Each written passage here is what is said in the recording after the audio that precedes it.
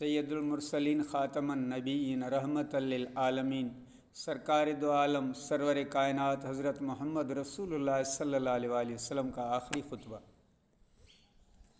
9 ذی الحج 10 ہجری کو حضور اکرم صلی اللہ علیہ وآلہ وسلم نے وہ تاریخی خطبہ ارشاد فرمایا جو الوداعی خطبہ کہلاتا ہے اور جس کو پڑھ کر قیامت تک مسلمانوں کے دل ایمان سے منور ہوتے رہیں گے۔ حضور صلی اللہ علیہ وآلہ وسلم نے فرمایا، لوگو میری بات سنو، معلوم نہیں کہ میں اور تم پھر کبھی اس جگہ کے اکٹھے ہوں گے یا نہیں۔ تمہاری جانیں اور تمہارے مال اور عزتیں یقیناً ایک دوسرے کے لیے اس طرح احترام کے لائق ہیں جیسا کہ تم آج کے دن اس شہر کا اور اس مہینے کا احترام کرتے ہو۔ تمہیں عنقریب اللہ کے سامنے حاضر ہونا ہے اور وہ تم سے تمہارے اعمال کی نسبت سوال فرمائے گا۔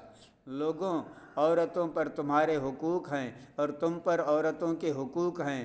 عورتوں کے ساتھ مہربانی اور محبت سے پیش آؤ، کیونکہ اللہ کے نام کی ذمہ داری سے تم نے ان کو بیوی بنایا اور اللہ کے کلام سے تم نے ان کا جسم اپنے لیے حلال کیا ہے۔ اپنی امانتوں میں دیانتدار رہو اور گناہ سے بچتے رہو۔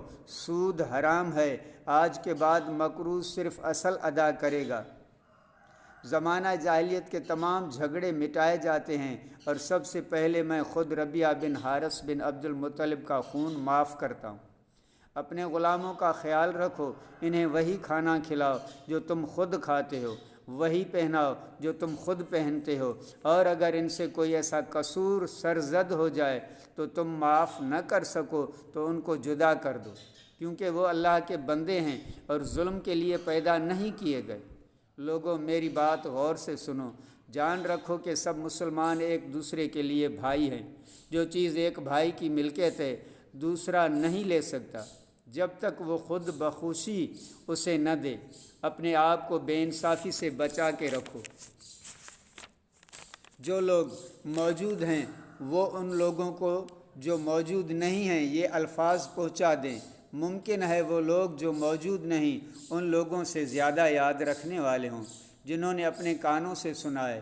اس کے بعد حضور اکرم صلی اللہ علیہ وآلہ وسلم نے حاضرین سے دریافت فرمایا کہ کیا میں نے تم تک اللہ کا پیغام پہنچا دیا؟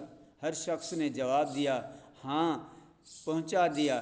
3 بار آپ صلی اللہ علیہ وسلم نے یہی سوال کیا اور اسبات میں جواب سن کر آسمان کی طرف منہ کر کے فرمایا، اے اللہ گواہ رہنا، میں نے تیرا پیغام تیرے بندوں تک پہنچا دیا اور اپنے کام کو پورا کر دیا۔ سبحان اللہ۔